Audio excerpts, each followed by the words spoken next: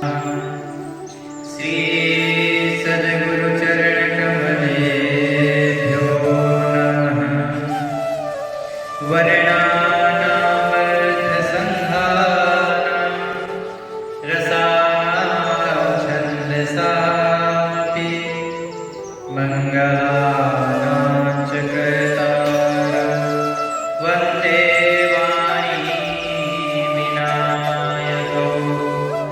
भवाने शंकरौ वन्दे श्रद्धा विश्वासरूपिणौ याभ्यां विना न पश्यन्ति चेताः शान्तस्तमीश्वरम्। गुरुर्ब्रह्मा गुरुर्विष्णु गुरुर्देवो महेश्वरः गुरुर्साक्षात् परब्रह्म तस्मै श्री गुरवे नमः।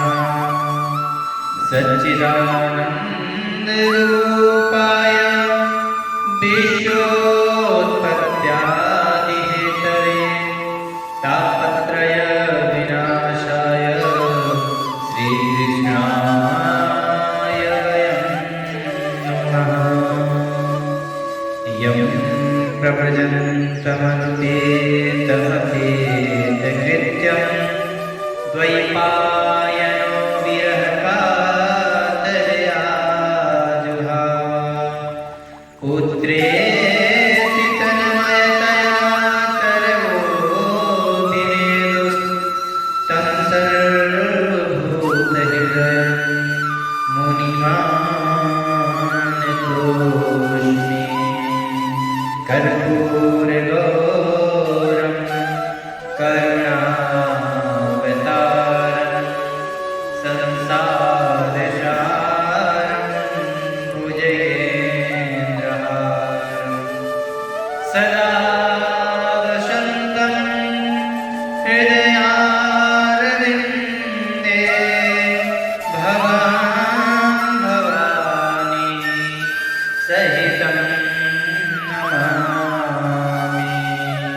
भवं भवानी सहितं नमामि। मनोजवं मारुततुल्यवेगं जितेन्द्रियं बुद्धिमतां वरिष्ठं वातात्मजं वानरयूथमुख्यं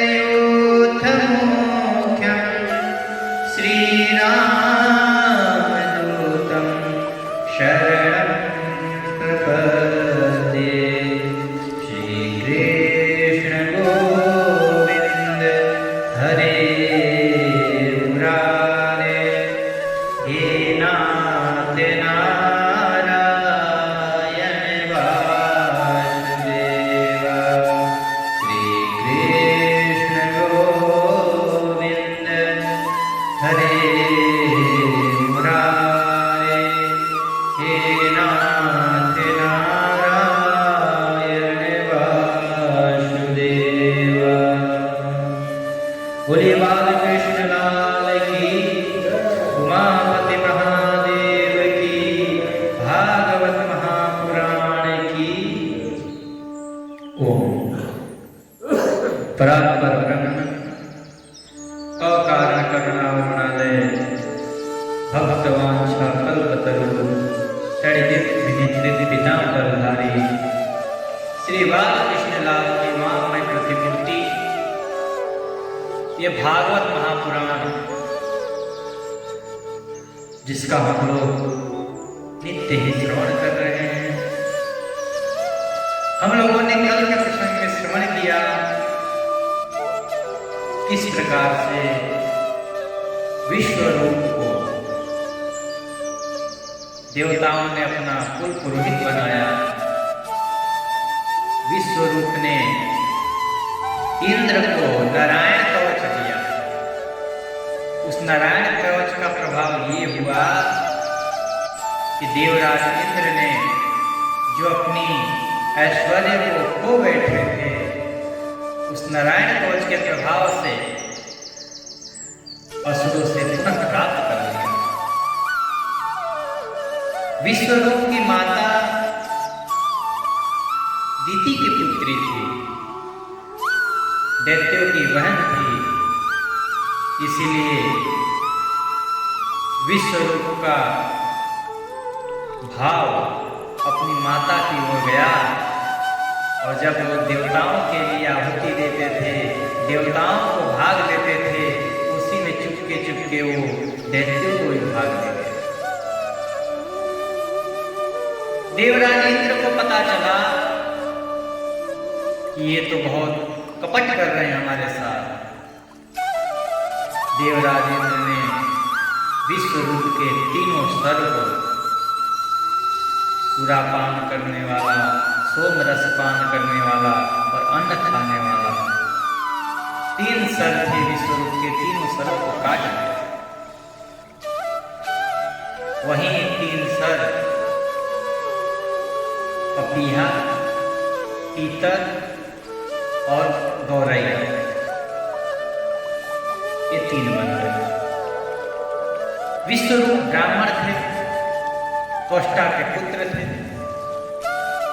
ब्राह्मण हत्या किए थे इंद्र ने, इंद्र को ब्रह्म हत्या लग गया। जब ब्रह्म हत्या लगा तो उन ब्रह्म हत्या को इंद्र ने 1 साल तक पालन किया। और जब देखे कि स्वर्ग का कार्यभार कैसे संभाला जाए, उस ब्रह्म हत्या को 4 भाग में बांट दिया। उस ब्रह्म हत्या को स्वीकार कौन करे? उस ब्रह्म हत्या को ये धरती माता स्वीकार की, पेड़ पौधों ने स्वीकार किया, जल ने स्वीकार किया और हमारी माताएं स्त्रियों ने स्वीकार किया। हम लोगों ने कल का ये प्रश्न श्रवण किया। जब त्वष्टा को पता चला कि इंद्र ने मेरे पुत्र को मार दिया है, तो त्वष्टा ऋषि बहुत कुपित हुए और उन्होंने यज्ञ किया। यज्ञ में वो इंद्र को मारने वाले पुत्र की प्राप्ति के लिए उस अनुष्ठान को कर रहे थे, परंतु मंत्रोच्चारण में चूक होने के कारण, उसमें गलती होने के कारण उसका अर्थ अलग ही बदल गया। कहते हैं कि जब जप या पाठ करें तो मंत्रों का सावधानी से जप करें, पाठ करें। मंत्रों का एक अक्षर, एक स्वर गलत होने के कारण उसका प्रभाव यजमानों पर बहुत भयंकर होता है। जिस प्रकार इंद्र का वज्र पड़ता है, कुछ क्षण भी नहीं होता, समाप्त कर देता है, इंद्र के वज्र के जैसे ही यजमानों पर उसका प्रभाव होता है।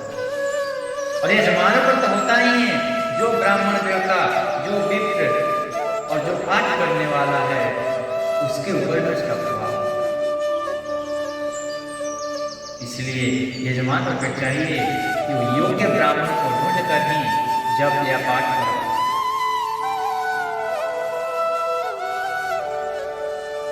त्वष्टा ऋषि ने यज्ञ किया और उसमें उनका ये संकल्प था कि इस यज्ञ से ऐसा एक पुत्र प्राप्त हो जो इंद्र को मार सके, परंतु उसका अर्थ उल्टा हो गया कि इस यज्ञ से ऐसा पुत्र प्राप्त हो जो इंद्र के द्वारा मारा जा सके। एक भयंकर उस यज्ञ से भयंकर विकराल रूप धारण किए हुए एक असुर जैसा दिखाई दिया, कुछ जिसके बड़े बड़े दाढ़ थे, बड़े बड़े हाथ, बड़े बड़े नख, बड़े बड़े केश, बड़ी भुजाएं, विकराल दिखाई दे रहा था। वो जा करके और देवताओं को घेर लिया। जब वो घेरा तो वृत्र उसका नाम पड़ गया, क्योंकि घेरने को ही वृत्र कहते हैं। देवता लोग कांपने लगे, अब क्या होगा, कौन इसको मारेगा। उन्होंने हाथ जोड़ करके वहीं से भगवान नारायण का ध्यान किया, नारायण जी की स्तुति की। नारायण जी प्रसन्न होकर कहे कि देवताओं, अब आप चिंता मत लो, आपका कल्याण होगा। इस असुर को यदि कोई मार सकता है या कोई मारने का उपाय है तो आपको दधीचि ऋषि बताएंगे, आप उनके पास जाओ, वही समस्या का समाधान है। ऐसा करके परमेश्वर देवताओं के सामने से अंतर्धान हो गए। हम लोगों ने कल इतना कथा श्रवण किया, अब इसके आगे कथा हम श्रवण करते हैं। अब देवता लोग मिल करके और दधीचि ऋषि के पास गए। दधीचि ऋषि कोई सामान्य ऋषि नहीं, तपस्वी ब्राह्मण है। दधीचि ऋषि अथर्ववेद के ज्ञाता है। अथर्ववेद को विज्ञान का वेद कहा जाता है। ये विज्ञान का वेद है, इसमें सभी प्रकार के अस्त्र शस्त्र, ज्ञान, अस्त्र शस्त्र का ज्ञान, आयुर्वेद का ज्ञान, सभी प्रकार के ज्ञान अथर्ववेद में विद्यमान है। इसको विज्ञान कांड और विज्ञान वेद कहा जाता है। उसके परम ज्ञाता महाराज दधीचि ऋषि जब देवता लोग दधीचि ऋषि के पास जा करके और भगवान नारायण ने जैसा समझाया था वैसे ही याचना किए। देवताओं की याचना सुनकर के दधीचि महाराज बहुत प्रसन्न हुए, उनको बहुत आनंद आया। उन्होंने हंस करके कहा कि देवताओं, आप लोगों को संभवतः यह बात नहीं मालूम है कि मरते समय कितनी पीड़ा होती है। जब किसी का प्राण निकलता है उस समय जितनी पीड़ा होती है उसकी कल्पना भी नहीं की जा सकती। कहते हैं कि 10 लाख भिक्षुओं का डंक जैसा लगता है वैसा ही मृत्यु के समय लग सकता है, अनुमान लगाया जा सकता है। एक भिक्षु जैसे डंक मारता है तो हमें कितना पीड़ा होती है, और 10 लाख भिक्षु एक ही बार में डंक मारे। वही दधीचि ऋषि कहते हैं कि आपको पता नहीं है कि मृत्यु के समय कितनी पीड़ा होती है, और अंत में वे मूर्छित हो जाते हैं। जो जीव जगत में जीवित रहना चाहते हैं उनके लिए शरीर बहुत ही अनमोल है। ये शरीर बहुत उनको प्रिय है, और ये हमको ही, हम मनुष्यों को ही नहीं, हम मनुष्यों को ये लगता है कि हमारा शरीर सबसे प्रिय है। हम तो कहते हैं महाराज जितने जीव हैं इस पृथ्वी पर सबको अपना शरीर प्रिय है। जिस प्रकार हमें ये शरीर परमात्मा ने दिया है उनको भी वो शरीर परमात्मा ने ही दिया है। जितना अधिकार हमारा है इस पृथ्वी पर जीने का, इस धरती के सभी उपभोगों को भोगने का, उतना ही अधिकार उनका भी है भोग को भोगने का। हमसे तो कई गुना ज्यादा अधिक अधिकार है। ऐसा क्यों अधिक अधिकार है? क्योंकि देखिए जितनी योनियां हैं उन योनियों में एक मनुष्य ही ऐसी योनि है जो कर्म कर सकता है। तो हमें ये जो योनि मिली है ये भोग करने के लिए नहीं मिली है, ये कर्म करने के लिए मिली है। और अन्य जो योनियां हैं वो सब भोग करने की योनि है। वो तो भोग करेंगे, उनका तो स्वभाव है, उनके लिए ही तो भोग बनाया गया है। हम लोगों के लिए तो कर्म बनाया गया है, कर्म करो, कर्म करते जाओ, कर्मशील ही बनना। लेकिन उल्टा हो रहा है, हम लोग भोगी हो रहे हैं, और जब भोगी होंगे तो रोगी होंगे। लोग उन जीवों को मार करके खा रहे हैं। कैसे मतलब विडंबना की बात है कि एक जीव दूसरे जीव को मार करके भक्षण करके और सोचते हैं कि हम ताकतवर हो जाएंगे, बलशाली हो जाएंगे। हम लोगों ने जब नरकों का वर्णन सुना था उसमें बताया गया कि जो दूसरे जीवों को कष्ट पहुंचाता है, उनको पका करके खाता है, वो कुंभी पाक नरक में जाता है। उसमें उसको तेल में, गरम तेल में डाल कर उसको रौंधा जाता है। दधीचि ऋषि कहते हैं कि आपको पता नहीं है कि शरीर छोड़ने में कितना कष्ट होता है। सभी को ये शरीर बहुत अनमोल है, सबको प्रियतम है, अभीष्ट है। यदि इस शरीर को कोई त्यागता है तो मूर्खता ही है उसकी, क्योंकि परमात्मा ने जो शरीर दिया है, ये मनुष्य शरीर दिया है, यह तो उस परमात्मा के स्मरण के लिए, उस परमात्मा के चिंतन के लिए और परमेश्वर का ध्यान के लिए। एक समय एक कीड़ा था। महाराज युधिष्ठिर अपने रथ से जा रहे थे। कीड़ा रास्ते में आया, नाली का कीड़ा था। महाराज युधिष्ठिर का रथ जा रहा था, कीड़ा आगे से तेजी में भाग रहा है पथ से कि कहीं इनका रथ का पहिया मेरे ऊपर न चले। युधिष्ठिर महाराज देखे कि कीड़े को भी देखो, अपना ये शरीर कितना प्रिय है, नाली का कीड़ा है और बच रहा है, कहीं मैं मर न जाऊं। महाराज युधिष्ठिर उस रथ से उतर करके और उस कीड़े से पूछते हैं कि तुम क्यों भाग रहे थे? तुम्हारा ये शरीर तो नीच शरीर है। यदि तुम रथ के पहिए से दब भी जाते तो हो सकता था कि कोई दूसरा शरीर तुम्हें उत्तम शरीर प्राप्त हो।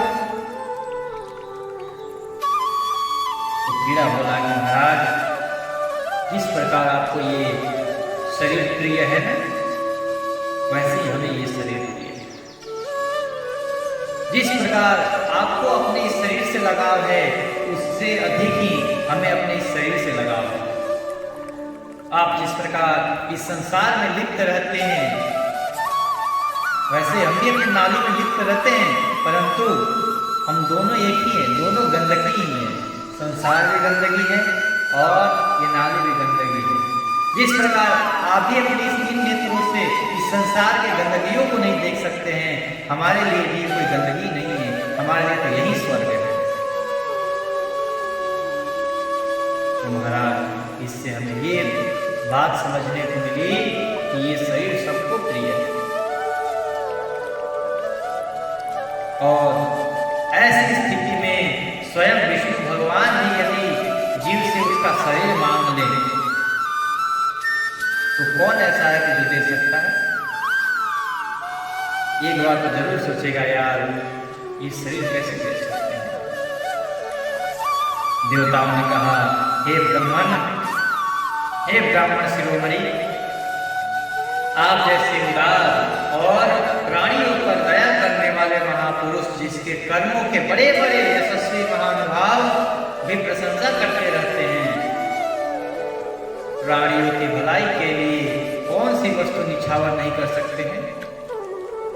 आप तो दूसरों के कल्याण के लिए ही हैं।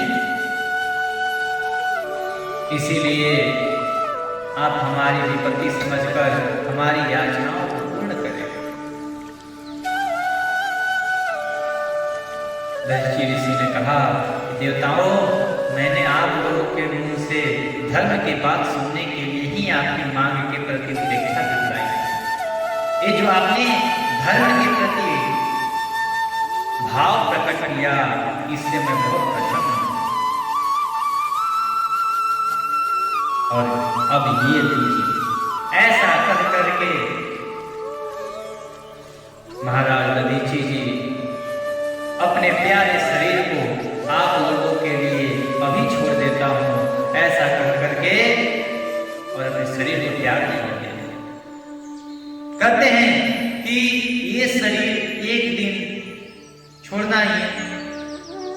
किसी उपकार के लिए, किसी का कल्याण के लिए क्यों न छोड़े। देव शिरोमणियों, जो मनुष्य इस विनाशी शरीर से दुखी प्राणियों पर दया करके मुख्यतः धर्म और गौणतः यश का संपादन करता है और संपादन नहीं करता है, वह जड़ पेड़ पौधों से भी गया गुजरा है। जगत में धन जन शरीर आदि पदार्थ क्षण भंगुर है, सब नष्ट होने वाले हैं, इसको लेकर के क्या करेंगे। और जो शरीर दूसरे के काम ना आए, किसी के उपकार न करे, किसी पर कृपा न करे, वो शरीर नहीं है। और मैं तो आज धन्य हो गया कि ये मेरा शरीर देवताओं के काम आ रहा है, अंत में दूसरों के ही काम आएंगे ये शरीर, ये धन। ये जो धन हम कमा रहे हैं, ये जो ऐश्वर्य को एकत्रित कर रहे हैं, क्या इसको हम लेके जाएंगे? वो कहते हैं ना कि कफन में कोई जेब नहीं होती, खाली हाथ आया था खाली हाथ जाएगा। क्या लेके जाना है? सब जो आज हम कमा रहे हैं उसका भोगना तो हमें है ही नहीं, कोई और भोगेगा। इसलिए हमें किस बात की चिंता है। और ये मेरा शरीर आप लोगों के काम आएगा। वो जीव धन्य है जो जीते जी अपने शरीर को, अपने धन को, अपने मन को दूसरों के ऊपर निछावर कर दे, दूसरों के लिए लगा दे, दूसरों के उपकार में ही उसको व्यय कर दे, खर्च कर दे। श्री सुखदेव जी महाराज कहते हैं कि परीक्षित अथर्ववेदी महर्षि दधीचि ने ऐसा निश्चय करके अपने को परब्रह्म परमात्मा श्री भगवान में लीन करके जो अपना स्थूल शरीर था उसको त्याग दिया। जब त्यागा, उनके इंद्रिय, प्राण, मन और बुद्धि संयत थे, दृष्टि तत्वमयी थी, उनके बारे में बंधन कर चुके थे। अतः जब वे भगवान से अत्यंत युक्त होकर के स्थित हो गए, तब उन्हें इस बात का पता ही नहीं चला कि मेरा शरीर भी छूट गया है, क्योंकि वो परमेश्वर को प्राप्त हो चुके थे। भगवान की शक्ति पाकर के इंद्र का बल पौरुष्य उन्नति की सीमा पर पहुंच गया। अब विश्वकर्मा जी ने दधीचि जी के उन हड्डियों से एक सुंदर अस्त्र तैयार किया जिसका नाम हुआ वज्र। उस वज्र को और वे उसे हाथ में लेकर के ऐरावत हाथी पर सवार होकर के जब इंद्र निकला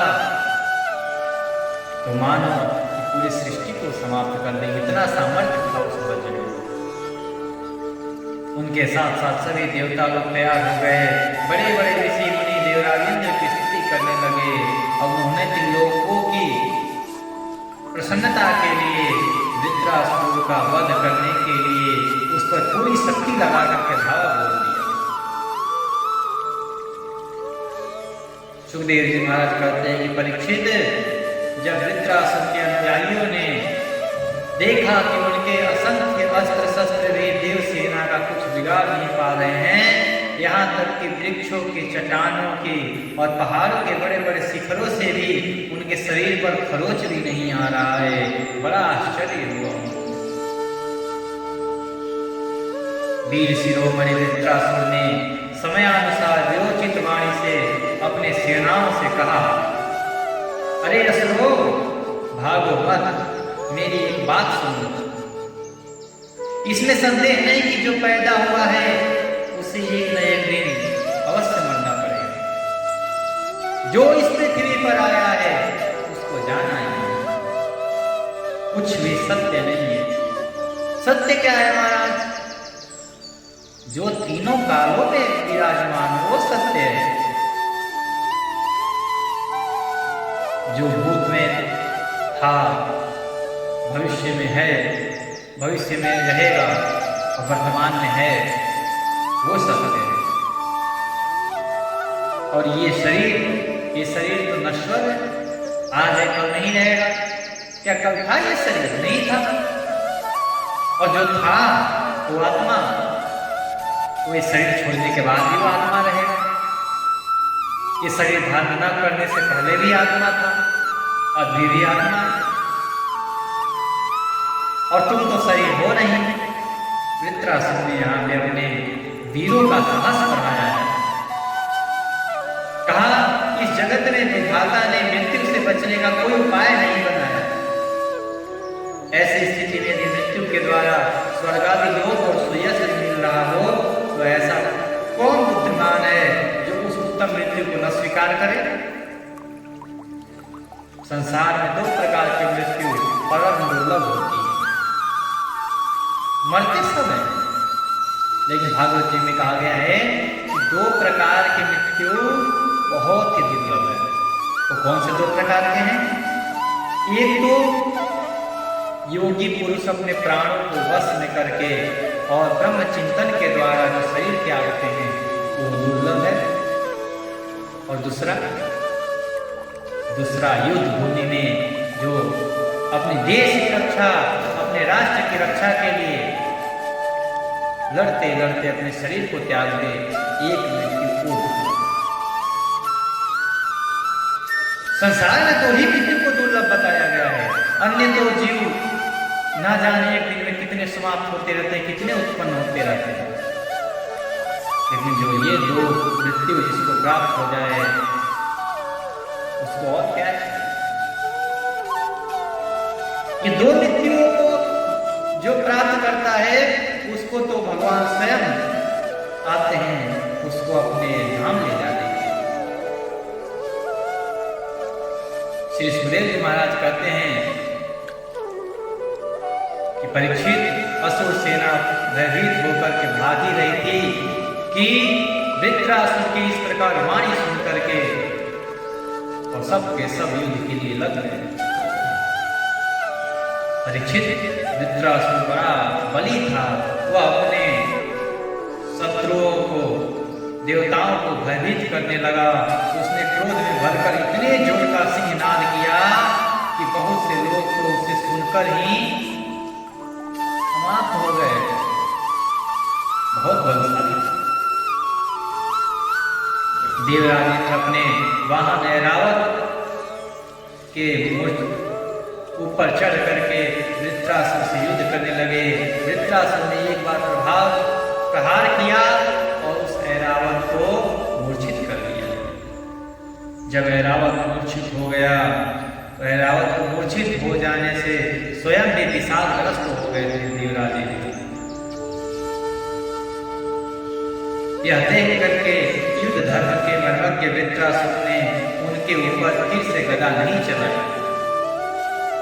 तब तक इंद्र ने अपने अमृत श्रावी हाथ के स्पर्श से घायल ऐरावत को ठीक कर दिया, उनकी व्यथा को समाप्त कर दिया और फिर से युद्ध भूमि में आकर के वृत्रासुर से युद्ध करने लगे। जब वृत्रासुर ने देखा कि मेरे भाई विश्वरूप का वध करने वाला शत्रु इंद्र युद्ध के लिए हाथ में वज्र लेकर के फिर सामने आ गया है, तब उसे उनके उस क्रूर पाप कर्म का स्मरण हो गया कि किस प्रकार इसने मेरे भाई को मारा था, किस प्रकार इसने मेरे भाई को समाप्त कर दिया था। वृत्रासुर ने कहा आज मेरे लिए बड़े सौभाग्य की बात है, आज बहुत ही सौभाग्य के दिन है कि तुम्हारे जैसा शत्रु जिसने विश्व रूप में ब्राह्मण अपने गुरु एवं मेरे भाई की हत्या की है। तुम तो बहुत अपराधी हो इंद्र, और ये तो अच्छा हुआ कि आज तुम मेरे सामने खड़ा हो। ये मेरा हृदय असुरों का है, पत्थर जैसा है, परंतु आज मुझे अपने भाई का याद आया, मेरा ये हृदय पिघल गया। मैं तुम्हें किसी प्रकार छोड़ूंगा नहीं। इंद्र, तूने मेरे आत्मवेता और निष्पाप बड़े भाई के, जो ब्राह्मण होने के साथ साथ यज्ञ में दीक्षित और तुम्हारा गुरु भी था, उसको तुमने मारा। तुम्हारे ऊपर पाप के ऊपर पाप है, ब्रह्म हत्या है, गुरु हत्या है, कहां से इससे निवारण पाओगे? तुमने अपने तलवार से मेरे भाई के तीनों सर को काट दिया, उसके सर को उतार दिया। ठीक वैसे ही जैसे स्वर्गकामी निर्दय मनुष्य यज्ञ में पशु को काट के डाल देते हैं, जिस प्रकार तुमने मेरे भाई को मारा है, मैं आज तुम्हें छोड़ूंगा नहीं, मैं भी तुम्हें समाप्त कर दूंगा। अरे देवराज, मैं तेरे सामने आ खड़ा हूं, तेरा शत्रु हूं, अब तू मुझ पर अपना मुंह वजह क्यों नहीं छोड़ता है? डरता है क्या मेरे से? मार, मेरे ऊपर प्रहार कर दूंगा। ऐसा बार बार वृत्रासुर चिल्लाने लगा, कहता है, अरे इंद्र, तेरा यह वज्र श्री हरि के तेज और दधीचि ऋषि के तपस्या से शक्तिमान हो रहा है। विष्णु भगवान ने मुझे मारने के लिए तुझे आज्ञा भी दी है, इसलिए अब तू उसी वज्र से मुझे मार डाल, क्योंकि जिस पक्ष में भगवान श्री हरि हैं उधर ही विजय है, उधर ही लक्ष्मी है। यत्र योगेश्वर कृष्ण यत्र पार्थो बंधुधरा तत्र से विजयो भूति धुआंतिर्मति। ये निश्चय है कि तेरे पास धर्म है, तेरे पक्ष से नारायण है, इसलिए मुझे पूर्ण विश्वास है कि मैं युद्ध में तेरे से जीत नहीं सकता हूं।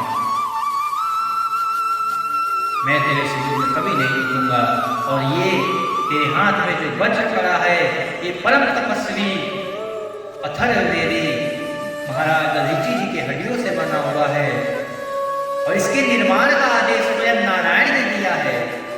नारायण कुछ व्यर्थ बात तो कहेंगे नहीं, उन्होंने बताया है मेरे मृत्यु का कारण। मुझे पता है मेरा मृत्यु तेरे ही हाथ होने वाली है, इसलिए इंद्र तुम रुको मत, अपनी वज्र से मेरा संहार कर दो, मुझे मार डालो, क्योंकि जिधर परमेश्वर नारायण है उधर ही विजय है, उधर ही सब कुछ है, उधर ही ऐश्वर्य है, इसलिए तुम मुझे मार डालो। अरे देवराज, भगवान संकर्षण के आज्ञानुसार मैं अपने मन को उनके चरण कमलों में लीन कर दूंगा। तेरे वज्र का वेग मुझे नहीं, मेरे विषय भोग रूपी फंदे को काट डाले। परम ज्ञानी था वृत्रासुर, क्योंकि यज्ञ से प्रकट हुआ। इंद्र से कहा कि तुझे लगेगा कि तू मुझे मारेगा, तू मुझे नहीं मारेगा। मैं पहले ही अपने मन को, अपने चित्त को उस परम परमेश्वर के चरणों में लगा दूंगा। तू तो बस केवल मेरे शरीर को नष्ट कर दे। जो पुरुष भगवान से अनन्य प्रेम करते हैं, उनके निज जन हैं, उन्हें वे स्वर्ग, पृथ्वी अथवा रसातल की संपत्तियां नहीं देते, क्योंकि उनसे परमानंद की उपलब्धि तो होती ही नहीं, उल्टे द्वेष, उद्वेग, अभिमान, मानसिक पीड़ा, कलह, दुख और परिश्रम बढ़ जाते हैं। इसलिए वो अपने भक्तों को अपने पास ही बुला लेते हैं। बड़े कृपालु हैं हमारे स्वामी, अपने भक्त के अर्थ, धर्म और काम संबंधी प्रयास को व्यर्थ कर दिया करते हैं, और सच पूछो तो इसी से भगवान की कृपा का अनुमान होता है। शिव जी के भक्त जितना देखेंगे उतना धनवान है।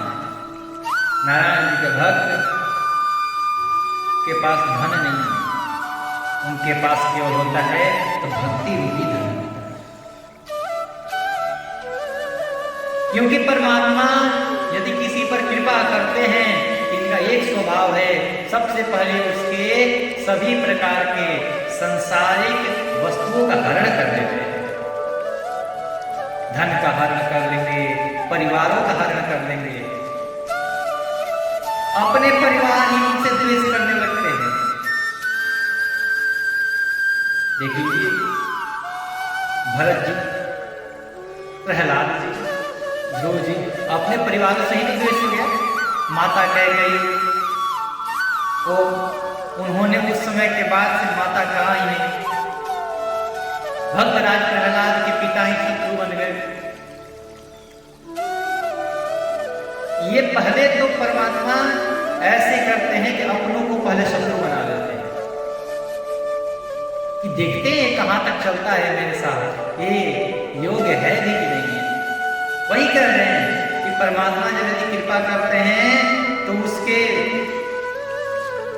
धर्म, अर्थ, काम, इन तीनों को समाप्त कर देते हैं।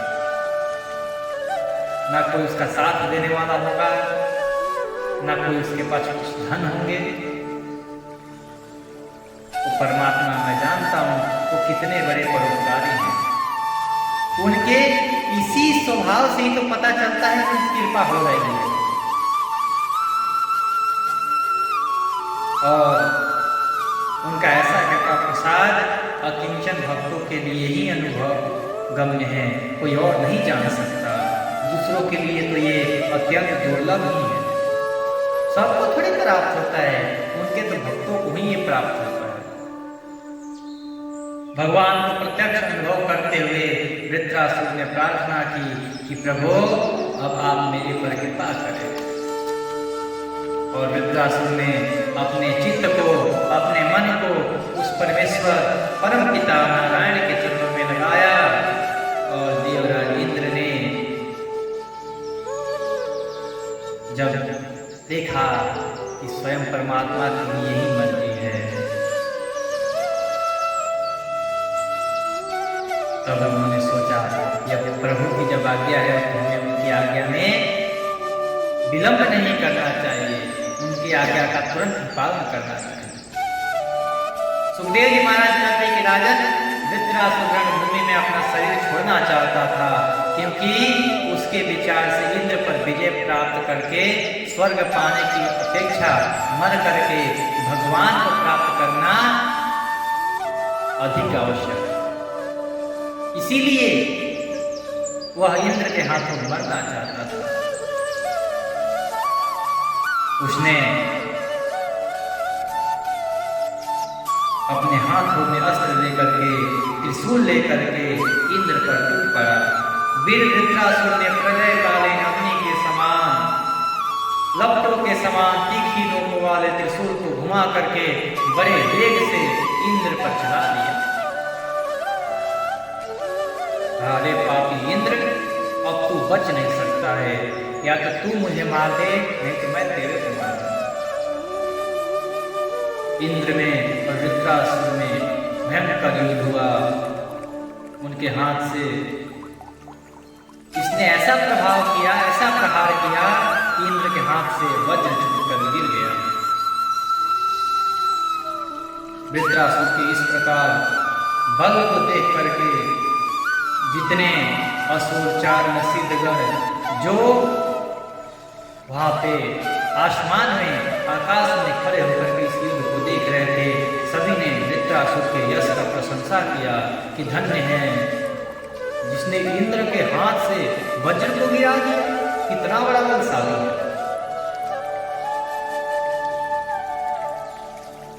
इंद्र अपने वज्र को उठाए। देवराज इंद्र ने कहा, अरे दानवराज, सचमुच तुम सिद्ध पुरुष हो, तभी तो तुम्हारा धैर्य, निश्चय और भगवत भाव इतना विलक्षण है। तुमने समस्त प्राणियों के सुहृद आत्मस्वरूप जगदीश्वर के अनन्य भाव से भक्ति की है। अवश्य ही तुम लोगों को मोहित करने वाली भगवान की माया को पार कर गए। नहीं तो इस संसार में कहाँ लोग मेरा मेरा करते हुए दूसरे का धन भी अपने तरफ खींचते हैं, दूसरे के धन को भी चोरी करने में लगे रहते हैं।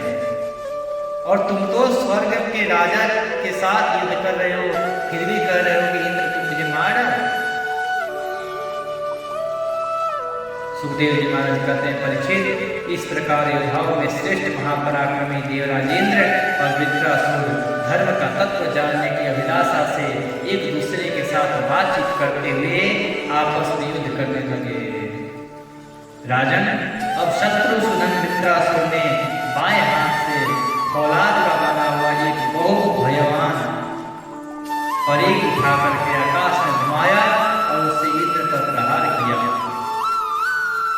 किंतु इंद्र ने वृत्रासुर का वह परीख तथा हाथी की सूंड के समान लंबी भुजा अपने 100 कांटों वाले वज्र से एक साथ ही काट गिराई। जड़ से दोनों भुजाओं के कट जाने पर वृत्रासुर के बाएं हाथ और दाएं कंधों की धारा बहने लगी। उस समय वह वैसा जान पड़ता था मानो इंद्र के वज्र की चोट से पंख कट जाने पर पर्वत आकाश में से गिर रहे हैं। भयंकर रक्त की धारा बहने लगी। भले ये जो पर्वत दिखाई दे रहे हैं इनके भी पंख होते थे, ये सभी पंख वाले थे। जैसे पक्षी उड़ करके एक स्थान से दूसरे स्थान चले जाते हैं, उसी प्रकार से ये पर्वत भी एक स्थान से दूसरे स्थान चले जाते थे। ये एक शहर पे से उठ करके दूसरे शहर पे जाके बैठ जाते थे। लोग परेशान, भाई कब पर्वत कौन सा आ जाए। सब लोग देवताओं से जाकर के ये निवेदन किया, इन पर्वतों को समझाइए, ये तो हमारे शहरों को, हमारे बस्तियों को, हमारे नगरों को समाप्त कर देते हैं। देवराज इंद्र ने कहा कि हम कुछ उपाय करते हैं। देवताओं ने इन पर्वतों से कहा कि भाई अपना अपना काम देखो और ऐसे उत्पात मत मचाओ, अपने शक्ति का दुरुपयोग मत करो। पर्वतों को बड़ा अभिमान, हमारा पंख है, हमारा पंख क्या बिगाड़ सकता है। देवराज इंद्र ने अपना वज्र उठाया और सभी पंखों के पर काट दिए। पंखों के राजा हिमालय, जब उनका पंख कटा तो उनका पुत्र वहां से भग करके और जा करके समुद्र में छुप गया। जब समुद्र में छुपा तो वही कहते हैं, अभी एक राजा हुए, उन्होंने एक सुंदर पुस्तक लिखा है नदी शतकम। उसमें लिखते हैं कि ऐसे पुत्र का तो धिक्कार है जो अपने पिता को दुखित देख करके अपना जान बचाने के लिए स्वयं भग गया। ऐसे पुत्र को होने से क्या फायदा। वही कहते हैं कि जिस प्रकार उड़ते हुए पर्वतों के पंख इंद्र ने काटा था और पर्वत ऊपर से गिरते हुए नीचे आ रहे थे, उसी प्रकार वृत्रासुर के जो बाजुओं से रक्त गिर रहे हैं, रक्तों के धार पर्वतों के जैसे भयंकर नीचे गिर रहे हैं। हाथ कट जाने के बाद पैरों से चलता हुआ वृत्रासुर आगे आया, धीरे धीरे करके उसके सभी अंगों को देवराज इंद्र ने समाप्त कर दिया। जब वृत्रासुर को इंद्र ने समाप्त कर दिया, तब उस वृत्रासुर का वो शरीर तो समाप्त हुआ, उसका चित्त, उसका मन परमेश्वर के चरणों में लीन हो गया। सुखदेव जी महाराज कहते हैं कि परीक्षित, वृत्रासुर की मृत्यु से इंद्र के अतिरिक्त तीनों लोग और लोकपाल तत्क्षण परम प्रसन्न हो गए। उनका भय, उनकी चिंता, जो उनको चिंता था कि इस असुर से किस प्रकार से निवृत्त हो, उनकी चिंता मिट गई। युद्ध समाप्त होने पर देवता लोग, ऋषि लोग, पितृ लोग, भूत, दैत्य और देवताओं के अनुसार गंधर्व आदि इंद्र से बिना पूछे ही अपने अपने लोक को लौट गए। इसके पश्चात ब्रह्मा, शंकर और इंद्र आदि भी अपने अपने स्थान को चले गए। राजा परीक्षित ने प्रश्न किया कि भगवान, मैं देवराज इंद्र की अप्रसन्नता का कारण सुनना चाहता हूँ। युद्ध जीतने के बाद भी देवराज इंद्र प्रसन्न क्यों नहीं थे? अब ये हमें बताइए। जब वृत्रासुर के बल से सभी देवता सुखी हुए, तब इंद्र को भी सुखी होना चाहिए था। उस समय देवराज इंद्र दुखी क्यों थे? श्री सुखदेव जी महाराज कहते हैं कि परीक्षित, जब वृत्रासुर के पराक्रम से सभी देवता व ऋषि महर्षि अत्यंत भयभीत हो गए, तब उन लोगों ने उसके वध के लिए इंद्र से प्रार्थना की, परंतु वे ब्रह्म हत्या के भय से उसे मारना नहीं चाहते थे, क्योंकि एक ब्रह्म हत्या पहले ही लग चुकी थी। अब फिर मारेंगे तो फिर ब्रह्म हत्या, क्योंकि त्वष्टा ऋषि ने इसको उत्पन्न किया है, इसलिए ये भी ब्राह्मण है। देवराज इंद्र ने उन लोगों से कहा कि देवताओं, मुझे विश्व रूप के वध से जो ब्रह्म हत्या लगी थी उसे तो स्त्री, पृथ्वी, जल और वृक्षों ने कृपा करके आपस में बांट लिया, और यदि मैं वृत्रासुर को मारूंगा तो फिर से मुझे ब्रह्म हत्या लग जाएगी, और इस ब्रह्म हत्या से मैं कैसे छुटकारा पाऊंगा। श्री सुखदेव जी महाराज कहते हैं कि देवराज इंद्र की बात सुनकर के ऋषियों ने उनसे कहा कि देवराज, तुम तनिक भी चिंता मत लो, क्योंकि हम अश्वमेध यज्ञ करके और तुम्हें सारे पापों से मुक्त कर देंगे। अश्वमेध यज्ञ के द्वारा सबके अंतर्यामी सर्वशक्तिमान नारायण देव की आराधना करके तुम संपूर्ण जगत के वध करने के पाप से भी मुक्त हो सकते हो। इसमें तो एक वृत्रासुर का ही वध करना है। इंद्र भगवान के नाम कीर्तन मात्र से ही ब्राह्मण पिता, गौ माता, आचार्य आदि की हत्या करने वाले महापापी, कुत्ते का मांस खाने वाला चंडाल और कसाई भी शुद्ध हो जाते हैं। हम लोग अश्वमेध यज्ञ करेंगे, उससे तुम्हारे ये पाप अवश्य ही नष्ट हो जाएंगे, तुम चिंता मत करो।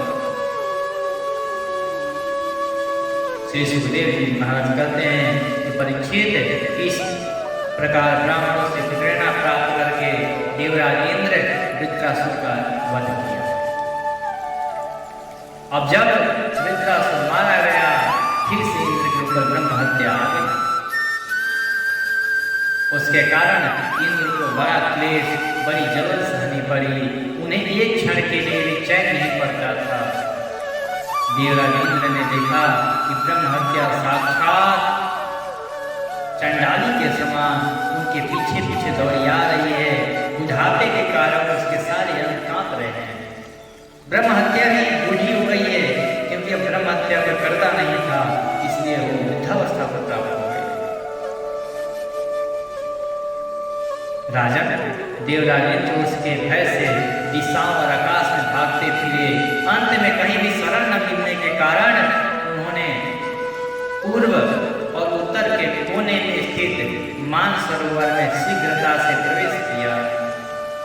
जब देवराज इंद्र मानसरोवर के कमलनाथ के तंतुओं में 1000 वर्षों तक छिपकर निवास करते रहे और सोचते रहे कि ब्रह्म हत्या से मेरा छुटकारा कैसे होगा, इतने दिनों तक उन्हें भोजन के लिए किसी प्रकार की सामग्री न मिल सकी, क्योंकि अग्नि देवता के मुख से भोजन करते हैं और अग्नि देवता जल के भीतर कभी नहीं आते। 1000 वर्षों तक देवराज इंद्र अन्न के बिना ही रहे। जब तक देवराज इंद्र कमल तंतुओं में रहे, तब तक अपनी विद्या, तपस्या और योग बल के प्रभाव से राजा नहुष 1000 वर्षों तक देवराज इंद्र के पद को स्वीकार करके और देवताओं के राजा बने हुए। महाराज नहुष, परंतु जब उन्होंने संपत्ति और ऐश्वर्य के मद से अंधे होकर इंद्र पत्नी सची के साथ अनाचार करना चाहा, तब सची ने उनसे ऋषियों का अपराध करवा करके उन्हें श्राप दिला दिया, जिससे वे सांप बन गए। यही महाराज नहुष सांप बन जाते हैं।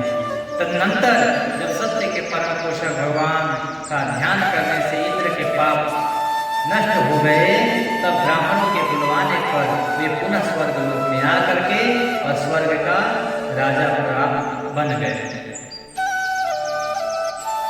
इंद्र देवताओं के राजा फिर से बन गए।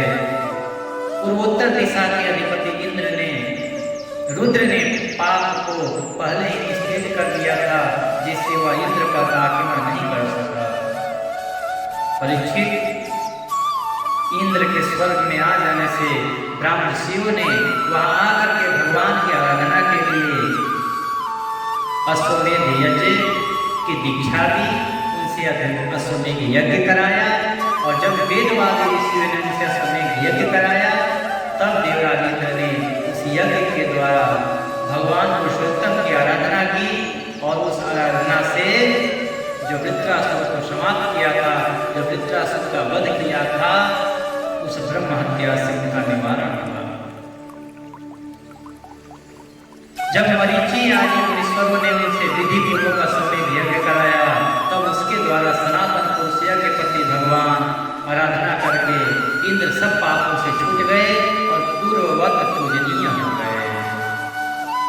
कहते हैं सुखदेव जी महाराज परीक्षित, जो भी व्यक्ति इस कथा को, इस प्रसंग को, इस आख्यान को और इस इंद्र के विजय को श्रवण करता है, उसको किसी भी कार्य में हार का सामना नहीं कर पाता, वो वीर विजय प्राप्त करके आता है। इसीलिए इस आख्यान का सदा सर्वदा पढ़ना चाहिए, इस आख्यान को सुनना चाहिए, विशेषतः पर्वों के अवसर पर और शुभ तिथियों के अवसर पर इसको तो अवश्य ही पढ़ना और सुनना चाहिए। यह सभी प्रकार के धन, ऐश्वर्य, बल को बढ़ाने वाला है, सभी पापों से छुड़ाने वाला है, शत्रु पर विजय प्राप्त कराने वाला है और आयु और मंगल को वृद्धि करने वाला है। ये इंद्र के द्वारा वृत्रासुर पर विजय प्राप्त करने का प्रसंग हम लोगों ने श्रवण किया। आज के प्रसंग में हम लोग कल श्रवण करेंगे वृत्रासुर का पूर्व चरित्र। ये वृत्रासुर था जो इस समय आकर के देवताओं के राजा इंद्र के हाथों मार जा करके और परम परमेश्वर परमात्मा के चरण कमलों में अपने मन को लगा लिया, अपने चित्त को लगा लिया। इस कथा को हम लोग कल श्रवण करेंगे। आज की कथा हम लोग यहीं तक रखेंगे। बोलिए भागवत महा